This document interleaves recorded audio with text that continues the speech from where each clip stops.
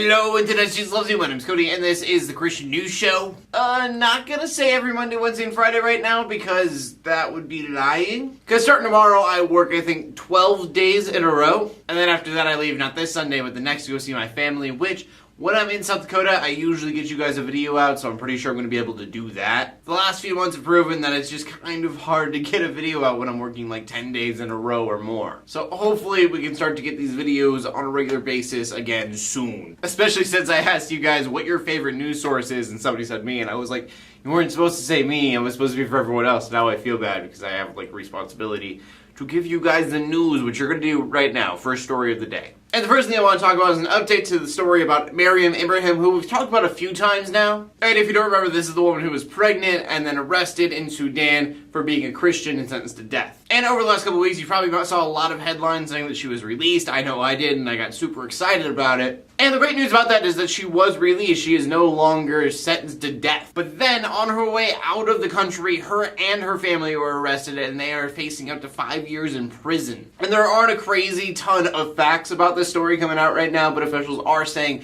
that she is suspected of forgery. And what most likely happened is that she is suspected of forging travel documents. So as always, I will keep you guys updated the best that I can. Hopefully this isn't one of those news stories that dies off and you just never know what happens. I'll try to let you guys know. And our next story is about Iraq and ISIS, which is a news story I probably should have talked about a while back, but I haven't. An Islamist terrorist group has taken over multiple cities in Iraq. Because honestly, this isn't something that I thought would blow up into what it is. I heard Islamist terrorist group takes over a city in Iraq, and I figured Iraq would do something about it within the week, and it would all be fixed. But I was wrong, and since then, ISIS has taken over multiple cities. They have tons of prisoners. They put out a crazy, creepy propaganda video. In the video, they show you a little homemade prison room. They say, these are all our prisoners, and then it cuts to this building being blown up, and they say that there are prisoners in the building, but that's not confirmed for sure or not, but just the thought is awful. And I know a few people are going to be like, well, this isn't a Christian story, this is a Muslim story, but obviously,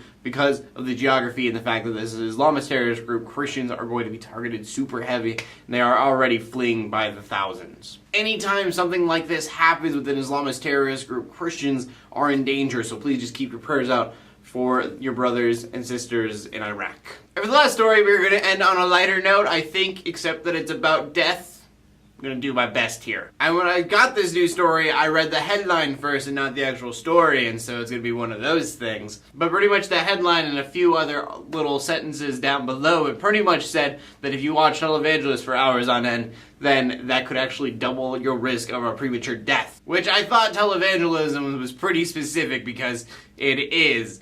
But still, watching TV doubles the risk of premature death seems crazy. And what I think is pretty interesting is that the study says that this is just watching TV. If you were to sit and play on your computer for hours on end, it's not going to have the same effects as watching TV. They really didn't give you much reason as to why this is, but I do know that watching TV is pretty mind-numbing, so I'm sure that has something to do with it. And so that being said, the question of the day is, what is your favorite TV show? Because I just told you guys not to watch TV at all, and now we're going to talk about all the TV we watch. Please leave a comment in the comment section below with your answer. My favorite TV show always is different, it seems, but I think as of right now, it is Arrow.